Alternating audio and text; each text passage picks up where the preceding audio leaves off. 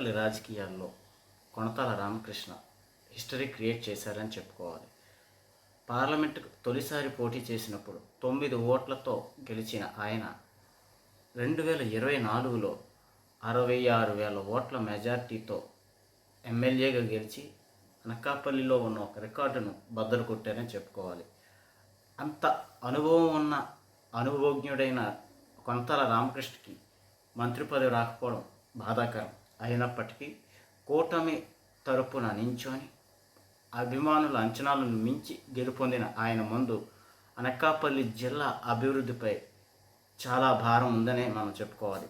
ప్రధానంగా ఎన్నికల ప్రచారంలో అనకాపల్లి టు చోడవరం ప్రధాన రహదారి అధ్వానంగా ఉందని విమర్శలు చేసిన కూటమి ఎంపీ అభ్యర్థి కానీ రామకృష్ణ కానీ నేడు అధికారం చేపట్టిన నాటి నుండి ఆ రహదారి మరమ్మతులు పూర్తి చేస్తారని ఆశిస్తున్నాం.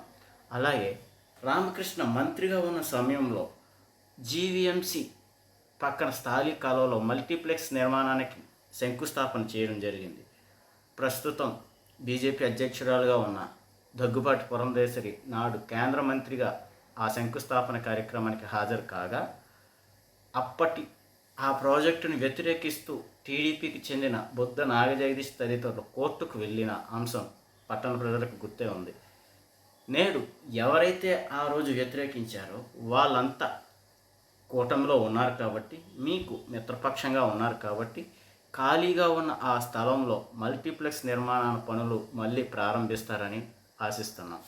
అలాగే అద్దె భవనాల్లో ఉన్న ప్రభుత్వ కార్యాలయాలకు మోక్షం కలిగిస్తూ సొంత భవనాల నిర్మాణాలకు కట్టుబడి ఉంటారని ఆశిస్తున్నాం.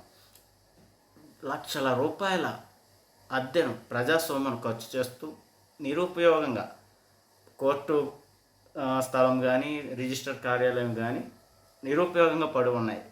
తక్షణమే వీటిపై దృష్టి సారించి ప్రభుత్వ కార్యాలయాలు సొంత భవనాలు ఏర్పడేలా చర్యలు తీసుకుంటారని క్వశ్చన్ ఛానల్ తరపున ప్రజల తరపున మేము విన్నవించుకుంటున్నాం.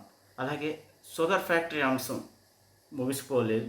రామకృష్ణ దీనిపై దృష్టి సారించి చెరకు రైతులకు మంచి గుడ్ న్యూస్ చెప్తారని ఆశిస్తున్నాం.